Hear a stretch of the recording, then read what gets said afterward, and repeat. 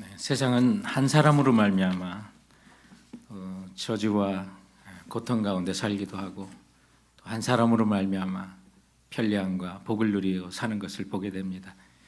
히틀러의 야망으로 전 세계가 전쟁 아래에 놓였던 적도 있고요.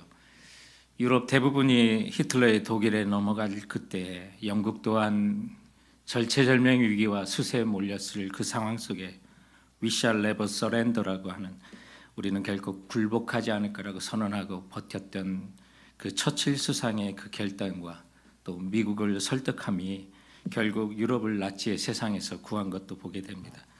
한 사람의 영향력이 정말 크다고 하는 것을 우리는 쉽게 우리 주변에서도 알 수 있는데 마이크로소프트사의 빌 게이츠 한 사람이 그의 비전을 통해서 A computer on every desk and in every home, 모든 가정의 모든 책상 위에 컴퓨터 한 대를 놓겠다고 하는 그의 꿈이 오늘날 우리들의 삶 가운데 그대로 이루어지고 헨리 포드 한 사람의 비전이 우리 모두가 지금 자동차를 누리는 그런 생활을 하게 되는 것을 보게 됩니다. 그것처럼 한 사람의 모습이 많은 사람에게 영향을 주는데 바로 아담 한 사람으로 인한 죄가 왕노릇하기도 하고 예수 한 분의 순종으로 말미암아 모든 사람이 의에 대하여 생명에 대해 왕노릇할 수 있다는 사실을 오늘 로마서 12장은 우리들에게 알려주고 있는데요. 예수님 안에서 우리가 생명 안에 왕노릇할 수 있다는 기가 막힌 은혜를 또한 우리들에게 알려지는 본문이 오늘 본문입니다. 그래서 우리가 정말 주 예수 그리스도 안에서 우리가 생명 안에서 왕노릇할 수 있다는데 그 내용들을 한번 찾아보는데 먼저 첫 번째로 아담의 불순종으로 인한 죄의 왕노릇이 찾아온 사실에 대해서 우리가 먼저 생각하기 원합니다.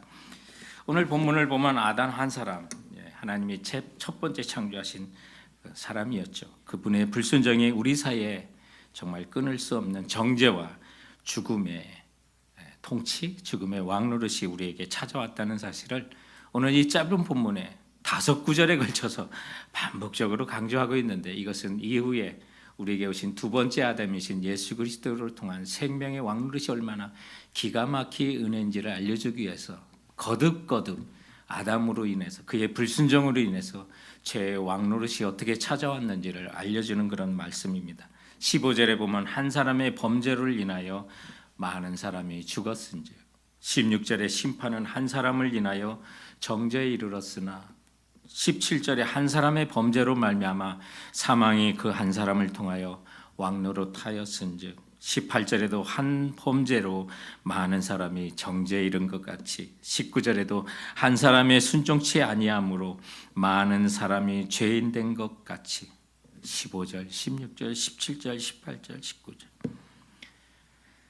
아담 한 사람의 대표성으로 인해서 그의 후손이 모두 죄 아래 사망 안에 살게 되었음을 알려주는 말씀입니다. 우리가 아담을 생각하면 언제부터 생각하는데 피해의식이 있어서 그랬습니다. 하나님은 아담을 창조하시고 사람을 창조하셨을 때 복부터 먼저 주셨습니다. 에덴 동산에 있는 모든 것을 다 할 수 있고 다 먹을 수 있게 하셨는데 하나님과 인간 사이, 창조주와 피조물 사이에 구별할 수 있는 오직 한 가지 권한은 선악을 알게 하는 나무의 열매를 먹지 못하게 하는 것이었습니다. 그런데 사탄은 우리가 못하는 한 가지에 집중하죠. 할 수 있는 수많은 것들에 눈을 돌리지 못하게 합니다. 그래서 사탄이 아담을 깨워서 선악을 알게 하는 나무를 먹게 했던 것이죠. 그 죄로 말미암아 사망이 죄가 왕노릇하며 모든 후손들에게 찾아오시는 것입니다. 그러나 하나님께서 아담에게 본래 복을 주셨고 그 복은 아담뿐만 아니라 그 후손 모두가 누릴 수 있는 복을 먼저 주셨다는 것을 우리는 생각해야 되고 그것이 감사했다는 것을 우리는 알아야만 하는 것입니다. 창세기 1장 27절에 보면 사람을 지으실 때 하나님의 형상대로 사람을 지으시고 1장 28절에 하나님이 그들에게 복을 주시며 하나님이 그들에게 이르시되 생육하고 번성하여 땅에 충만하라 땅을 정복하라 바다의 물고기와 하늘의 새와 땅에 움직이는 모든 생물을 다스리라 하시니라. 여러분 이 복은 아담 혼자만 독차지하는 복이 아닙니다. 그의 후손 전부가 받는 복이었습니다. 마찬가지로 인류의 대표자로서 아담이 차져가 있는 그 위치 때문에 그가 범한 범죄도 그 후손이 함께 공동으로 담당하게 된 것입니다. 그래서 그가 죄를 범하자 후손인 우리도 죄가 전가되어 죽음을 피할 수 없는 신세가 되었는데 이것을 신학적 용어로 원죄라고, 오리지널 신이라고 그렇게 부릅니다. 그런데 원죄라고 하는 것 사람들이 받아들이기를 몹시 꺼려하는 교리가 됐습니다. 더욱 지적 수준이 높은 오늘날 현대인들에게 이 교리는 정말 비합리적인 것처럼 느껴지고요. 노골적으로 거부할 수 있는 사람들도 많이 있습니다. 이성을 가지고는 잘 알지도 못할 뿐만더러 어떻게 다른 사람이 잘못했는데 내가 그 죄의 결과를 뒤집어 쓰냐라고 우스꽝스러운 것으로 이 원죄를 보는 사람도 있습니다. 그러나 성도 여러분, 생각해 보십시오. 거기에는 분명한 증거가 있습니다. 원죄의 분명한 증거는 다른 게 아닙니다. 모든 사람에게 차별 없이 찾아온 죽음입니다. 그러므로 원죄를 부인하든 부인하지 않든 그 결과는 오늘 우리가 그대로 죄 아래, 죽음 아래 살 수밖에 없었다는 뚜렷한 증거가 바로 죽음인 것입니다. 그래서 두 손 바짝 들고 항복할 수밖에 없는 그 증거는 생명이 죽어가고 우리의 목숨이 언젠가는 죽는다는 그 사실입니다. 그거에 대한 사실이 오늘 본문의 13절과 14절입니다. 죄가 율법이 있기 전에는 세상에 있었으나 율법이 없었을 때는 죄를 죄로 여기지 아니하였느니라. 그러나 아담으로부터 모세까지 아담의 범죄와 같은 죄를 짓지 아니하는 자들까지도 사망이 왕노릇하였나니 아담은 오실자의 모형이라고요. 아담과 함께 하지 아니한 자들도, 그와 같은 범죄를 짓지 않는 자들까지도 사망이 왕노릇하도록 되어 있다는 것입니다. 여기 사망이라는 건 결코 육체적인 죽음만이 아닙니다. 육체적 죽음을 포함한 영적인 죽음, 모든 것을 총체적인 죽음을 가르치는 것입니다. 내가 죄인이라는 의식이 있든 없든 죽음이 모든 사람을 차별 없이 끌고 간다는 사실 앞에 우리는 아담으로부터 찾아온 죄의 왕노릇을 부인할 수가 없게 되는 것입니다. 아담이 있었던 죄를 짓는 그 전장에 내가 과연 있었느냐고 항변하는 자들도 다 죽었습니다. 죄 짓는 일이 없다고 버티던 자들도 다 죽는 것을 보면 아담의 죄로 말미암아 우리 가운데 찾아온 그 죄 그리고 사망의 왕노릇이 우리 모두를 지배하고 있다는 사실을 부인할 수가 없는 것입니다. 여러분, 죄의 결과인 죽음은 정말 잔혹합니다. 갓 태어난 아이가 이유 없이 죽기도 합니다. 하나님 어쩌다고 이 아이가 뭔 잘못이 있다고 죽습니까? 라고 그렇게 슬픔을 느낀 적도 있습니다. 최근 우크라이나가 뺏겼던 땅들을 러시아로부터 찾아가는 장면들을 있는데 그 땅을 수복하고 보니 러시아 군인들이 정말 저지르고 간 그 학살의 현장의 증거들이 나타나는데 정말 치가 떨립니다. 젊은 부부 가운데, 그것도 어린아이가 있는 부부 가운데 한 배우자가 병이나 사고로 세상을 떠나는 일도 비일비재 듣습니다. 그런 소식을 들을 때마다 우리는 철저한 처절한 슬픔에 빠지게 되는데 그것이 바로 죄의 결과인 것입니다. 이런 사망의 자혹한 앞에 울분을 느끼지 않을 사람도 없고요. 그리고 예수님도 나사렛의 죽음 앞에 눈물을 흘리시면서 슬퍼하셨던 이유도 바로 그런 것입니다. 그러나 이렇게 사망이 날뛰는 것은 하나님께서 왜 사망이 이 땅 가운데 날뛰도록 내두실까? 물론 죄의 결과입니다. 그러나 거기에만 그치는 것이 아니라 그 죄의 결과와 함께 하나님의 선한 뜻도 사망 가운데 숨겨져 있습니다. 그것은 주신 은혜가 얼마나 넘치도록 큰 것인지, 하나님의 은혜가 우리에게 부어진 것이 얼마나 큰 것인지 우리에게 알려주기 위하여 죽음을 허락하신 것입니다.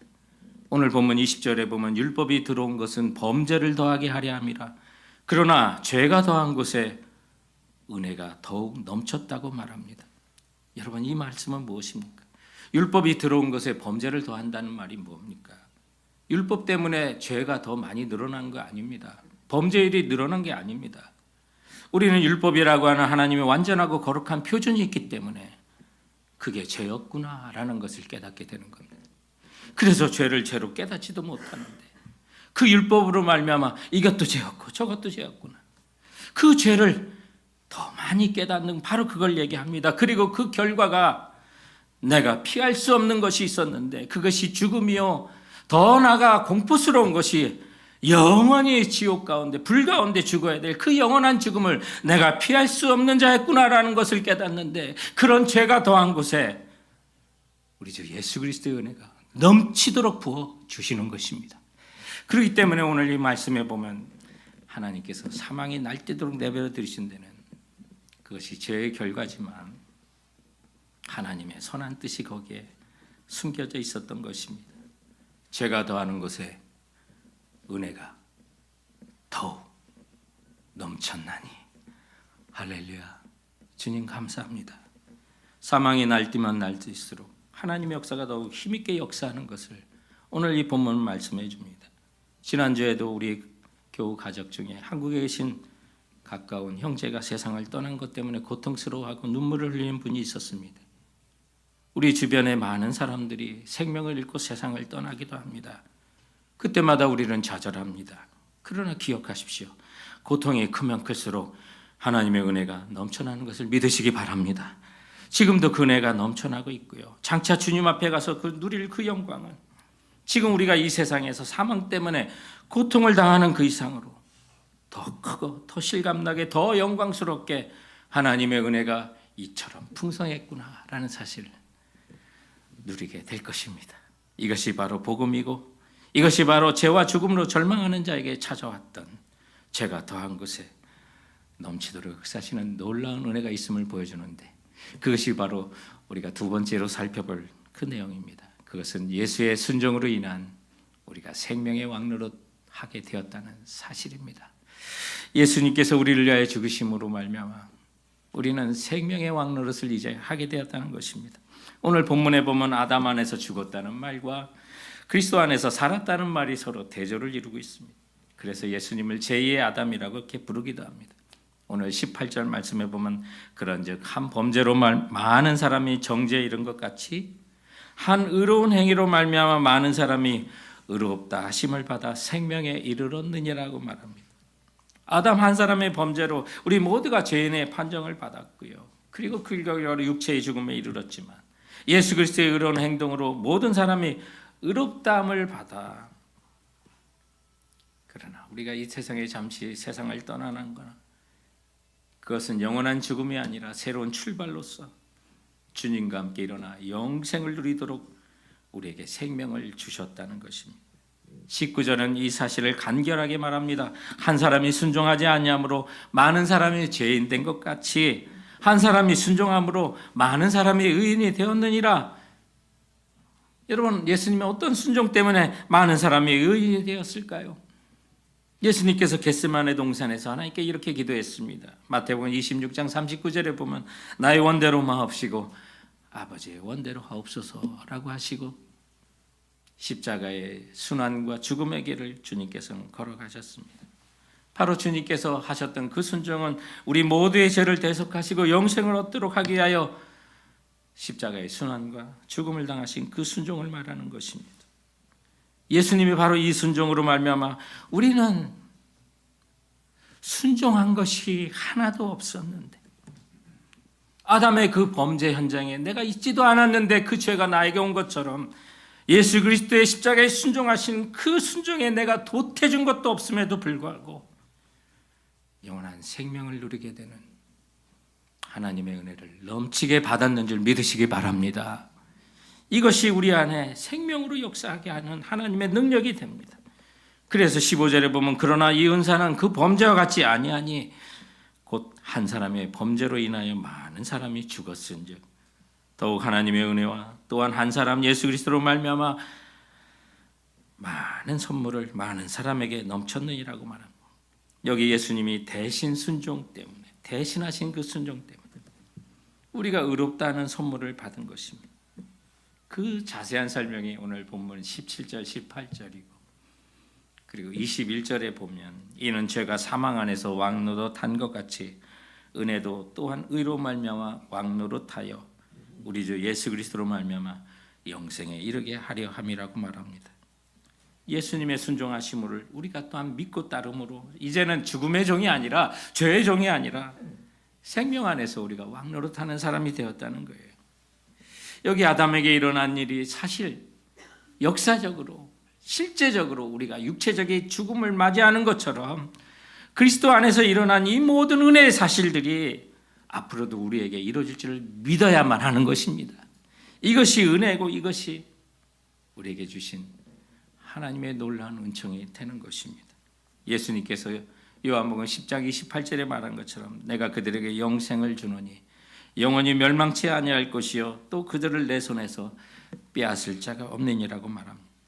오늘 본문에 보면 15절과 16절에 그러나 이 은사는 그 범죄와 같지 아니하고 16절에 또 이 선물은 범죄한 한 사람으로 말미암은 것 같지 아니하니 여기 같지 않다는 말이 계속 반복적으로 나옵니다.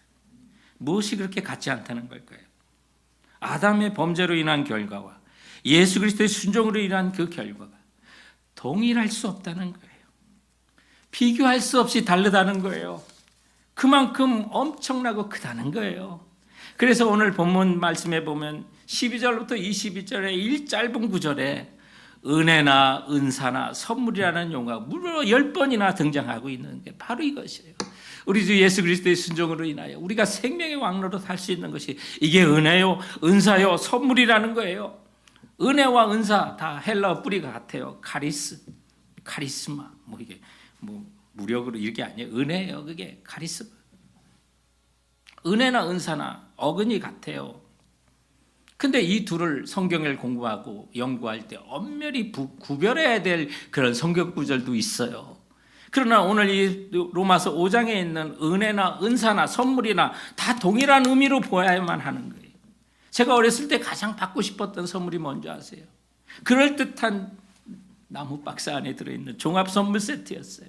그것만 받으면 됐어요. 왜? 그 안에 제가 좋아하는 각종 과자와 캔디와 초콜릿이 다 거기에 있었어요. 마찬가지로 예수 그리스도의 순종이 십자가에 우리 죄를 대속하는 그 순종이 우리에게 주신 놀라운 하나님의 종합 선물 세트라고 하는 거예요. 그 안에 은혜가 들어있고 은사가 들어있고 선물이 가득 들어있어요. 이것이 아담의 불순종과 비교될 수 없고 같지 아니하니 좋게 비교할 수 없다는 거예요.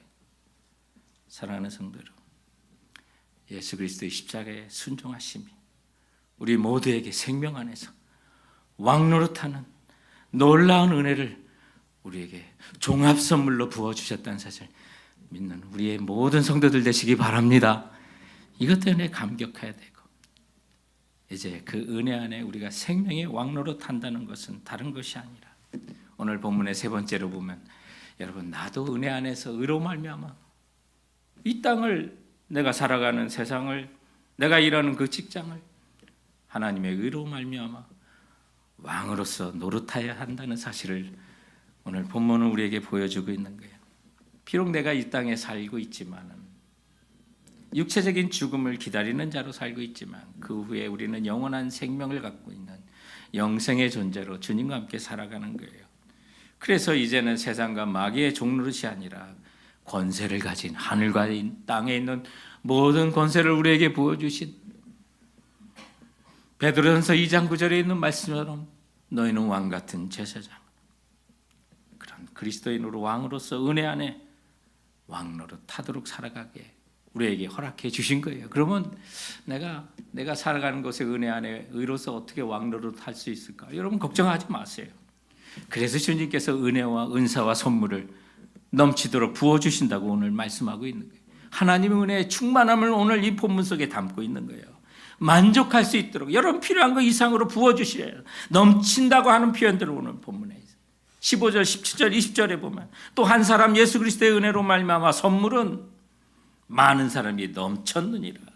17절 보세요. 더 은혜와 의의 선물을 넘치게 받은 자들은 누가 그렇게 넘치도록 받았어요? 우리가 넘치도록 받았어요. 한 분 예수 그리스도를 통하여 생명 안에서 왕노릇 하리로다. 우리 그렇게 받았으니까 왕노릇 할 수 있다는 거예요. 하나님의 은혜가 충만하게 부어졌다는 거예요. 20절에 보세요. 율법이 들어온 것은 범죄를 더하게 하려 함이라. 그러나 죄가 더한 것에는 뭐가? 은혜가 더욱 뭐요? 넘쳤느니라 라고 말해요. 은혜의 특징은 넘치는 거예요. 막연히 넘치는 게 아니에요. 더욱 넘치는 거예요. 영어로 겨우 표현이 슈퍼. 영어 성경 슈퍼. 우리말 성경도 의미가 부족해요. 전달이 제대로 안 돼. 그 원어 단어 공부만 해도 이게 정말 은혜가 돼요. 휘페레 페리슈센이라고 하는 그 넘친다고 그 단어. 최상급의 최상이에요. 넘침보다 더욱 넘쳤다는 뜻이에요. 한마디로 말하면 측량할 수 없이 풍성하다는 거예요. 하나님의 은혜가 우리에게 부어질 때 그만큼 대단한 거예요. 요한복음 1장 16절에 말한 것처럼 우리가 다 그의 충만한 데서 받으니 은혜 위에 은혜더라. 바로 이거예요. 이것은 일상생활에 하나님께서 우리에게 왕노릇할 수 있도록 부어주시는 하나님의 은혜의 충만함으로 다가오는 거예요. 일상 속에서 정말 열심히 일했지만 빈 그물로 돌아갈 때가 있잖아요. 베드로가 밤새도록 고기를 잡았지만 빈 그물로 그물을 씻을 때가 있는 거예요. 그러나 그 순간에 주님의 말씀에 순종하면 그 그물이 찢어지도록 거리는 거예요. 그게 주님의 은혜예요. 그게 일상 속에 찾아오는 하나님의 은혜의 충만함이에요. 먹을 것도 없는데 나 하나 겨우 먹고 정말 이거밖에 없는데 주님 필요하시다면 오병이어를 드리면 5,000명이 먹고 12바구니 거두는 거, 그게 하나님의 은혜의 충만함을 지금 말씀하고 있는 거예요. 우리 암송했잖아요. 에베소서 2장 7절 말씀, 은혜의 지극히 풍성함을 오는 여러 세대에 알리려 하십니다.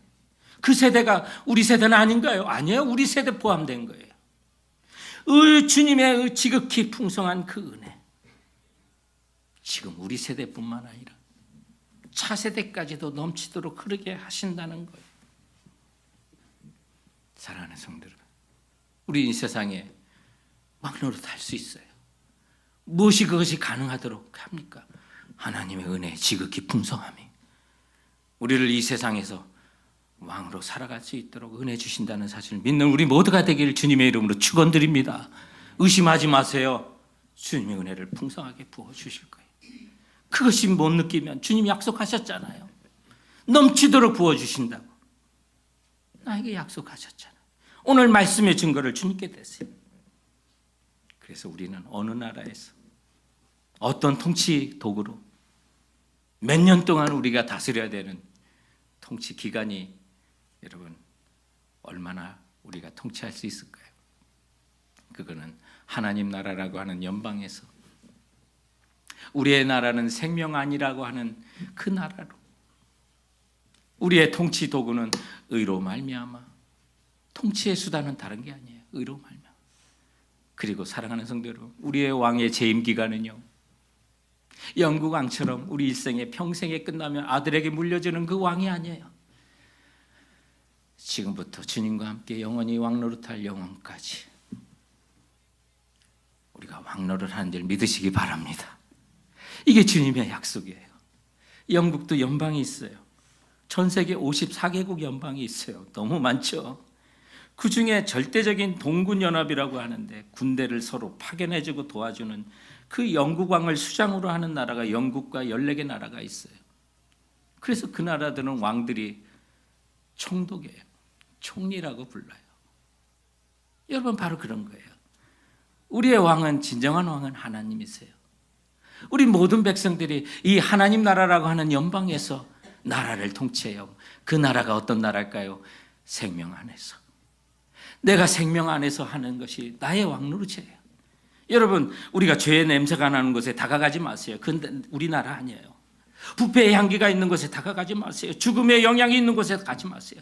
사람을 비난하고 악독을 퍼붓는 곳에 여러분 참여하지 마세요. 그건 내 나라가 아니에요. 우리나라가 아니에요. 우리는 생명이 살리는 데예요. 누가 좀 굶어 죽는다더라. 그들을 좀 살리고 싶다. 복음을 듣지 못해 죽어가는 사람이 있다. 그 생명을 살리겠다. 예, 그게 우리나라예요. 생명 안에서라고 하는 그 나라를 위해서 우리가 다가가는 거예요.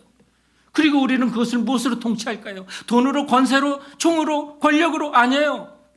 모든 그리스도인들의 통치 수단은 하나님의 의로 말미암아 말씀의 공의로 그들을 다스리는 거예요. 그런데 그게 어느 나라까지 우리들의 왕의 재임 기간은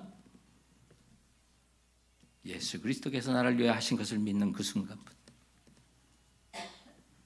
영원에 이르기까지 하늘나라에서도 영원토록 왕노릇 하게 될 줄 믿으시기 바랍니다. 이것이 바로 우리가 왕으로 통치해야 될 나라요. 통치의 수단과 왕으로 재임 기간이에요. 사랑하는 성도 여러분, 야, 내가 왕이 재임 기간이 영원이구나. 바로 신분을 아셔야 돼요. 주님 부르시는 그날까지. 사랑하는 성도 여러분, 죄와 사망의 냄새가 나는 곳에 가지도 마세요.